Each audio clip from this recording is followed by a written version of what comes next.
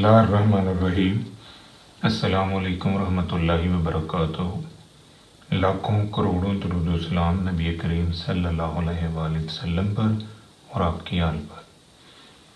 आज बेटा हमने multiplication theorem for dependent events prove करना है। इस थ्योरम को करने से पहले हमारे माइंड के अंदर डिपेंडेंट इवेंट का कॉन्सेप्ट क्लियर होना चाहिए। देखें, दो इवेंट्स जो हैं अगर एक दूसरे की अकरेंस के ऊपर असरअंदाज हो रहे हैं तो उन्हें हम डिपेंडेंट इवेंट कहते हैं, और अगर वो एक दूसरे की अकरेंस के ऊपर असरअंदाज नहीं हो रहे तो फिर उनको हम इंडिपेंडेंट इवेंट कहते हैं। मसलन देखें, आपने दोनों हाथों में एक एक सिक्का पकड़ा हुआ है। अब लेफ्ट हैंड के सिक्के के ऊपर हेड आता है या टेल आता है, इसका कोई असर राइट हैंड के सिक्के के ऊपर हेड और टेल आने पर नहीं है। दोनों सिक्के इंडिपेंडेंट हैं।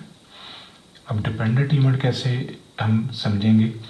जैसे बेटा आपने कमेटियां डाली हों, 12 लोग हैं जिन्होंने कमेटी डाली, तो अब क्या है कि हर महीने आप एक नाम निकालते हो, पर्ची से एक नाम आप निकालते हो। तो जो नाम आप एक दफ़ा निकाल लेते हो, अगली कुरानंदाजी में वो नाम शामिल नहीं होता। इसका मतलब है कि नेक्स्ट मंथ जो अकरेंस होगी वो डिपेंड कर रही है उस पहली अकरेंस के ऊपर जो आपने निकाल के बाहर रख दी, यानी उस नंबर को आपने बीच में शामिल नहीं किया। तो ये डिपेंडेंट इवेंट्स हैं। इसको मज़ीद आसान करते हैं। देखें बेटा, फैमिली में शादियाँ होती हैं तो कोई रिश्तेदार है वो कंडीशन लगा देते हैं कि अगर आपने फ़लाँ फूफी को या फ़लाँ चाची को, ताई को बुलाया तो हमने आपकी शादी पे नहीं आना। इसका मतलब है कि उन्होंने अपने आने या ना आने को मशरूत कर दिया, कंडीशनल कर दिया कि अगर फ़लाँ रिश्तेदार आएगा तो फिर हम नहीं आएंगे। तो ये डिपेंडेंट इवेंट की बड़ी अच्छी एग्जांपल है। अब हम करते हैं थ्योरम। देखें, जब आप एक रैंडम एक्सपेरिमेंट परफॉर्म करते हैं तो उसके नतीजे में बेटा आपको एक पॉसिबल आउटकम्स का सेट मिलता है, जिसे हम सैम्पल स्पेस कहते हैं। ये जो रेक्टेंगल है ये पॉसिबल आउटकम्स का सेट है। अब इस सैम्पल स्पेस के अंदर टोटल आउटकम जो है वो n है। तो एक इवेंट बेटा A है जिसके आने के टोटल केसेस M1 है। एक इवेंट B है जिसके आने के टोटल केसेस M2 हैं, और ये इनका जॉइंट पार्ट है, शेडेड पार्ट जो है ये इनका जॉइंट है जिसमें A भी मौजूद है, B का हिस्सा भी मौजूद है। तो इसको हम कहते हैं M3, यानी इसके आने के फेवरेबल चांसेस जो है वो M3 हैं। अब यही इंफॉर्मेशन जो हमने यहाँ पर स्टडी की है, इसकी मदद से हम प्रोबेबिलिटीज़ निकाल सकते हैं। देखें ज़रा,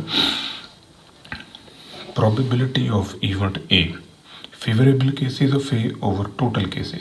तो ये फेवरेबल केसेस M है इवेंट A के, और टोटल केसेस हैं N, तो हम कह सकते हैं M1 over N।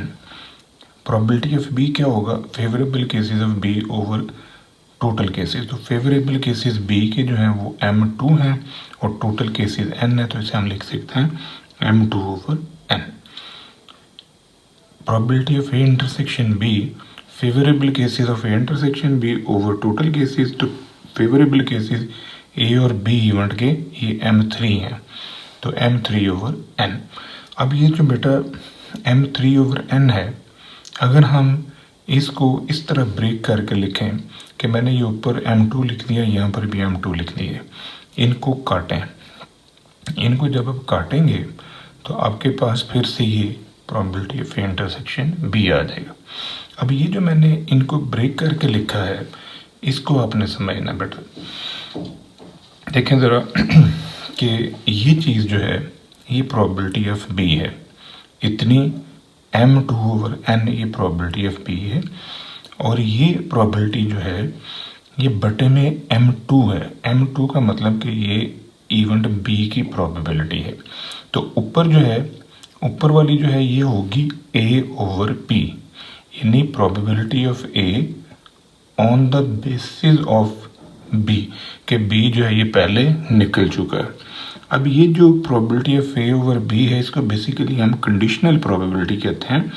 Probability of A over condition क्या है, बी, के बी इवेंट अक्कर हो चुका है। तो आप इस बी को अगर इस probability of A intersection B के नीचे लिख लें तो ये इस शेप में आ जाएगी और इसका नाम होगा conditional probability of A given B.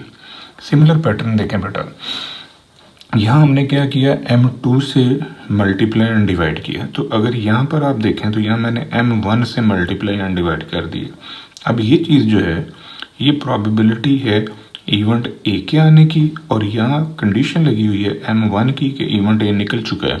तो फिर ये वाली जो है ये प्रोबेबिलिटी है बी की इस शर्त पे कि इवेंट ए अक्कर हो चुका है। अब यहाँ से अगर हम ये बी ओवर ए को इस तरह लिख लें कि ये वाली प्रोबेबिलिटी जो है ये इसके नीचे आ जाए, इंटरसेक्शन बी के नीचे आ जाए, तो फिर इसे हम इस फॉर्म में लिखेंगे और इसका नाम होगा conditional probability of B given A, कि बी की प्रोबेबिलिटी इस शर्त पे कि इवेंट ए अक्कर हो चुका है। तो ये दो जो हैं ये कंडीशनल प्रोबेबिलिटीज फाइंड आउट करने के रूल हैं। मज़ीद देखें बेटा, अगर हम इस कंडीशनल प्रोबेबिलिटी को प्रोबेबिलिटी ऑफ बी से ज़रब दे दें, यानी इधर भी प्रोबेबिलिटी ऑफ बी से ज़रब दे दें, इधर भी, तो ये वाली कट जाएगी तो पीछे आपके पास जो है ये शेप नज़र आ जाएगी। मज़ीद देखें, अगर इसे हम प्रोबेबिलिटी ऑफ ए से मल्टीप्लाई कर दें, इधर भी तो ये वाला इससे कट जाएगा और यहाँ पर आंसर आपके पास यही चीज़ जो है ना ये फिर से बन जाएगा। इसको और एक वे में भी सॉल्व किया जा सकता है कि इसको इससे ज़रब दे दें, इसको इससे ज़रब दे दें, तो फिर हम वापस इसी पे चले जाएंगे। तो ये multiplicative theorem for dependent events find out करने की पॉसिबिलिटीज़ हैं जो हमने स्टडी की।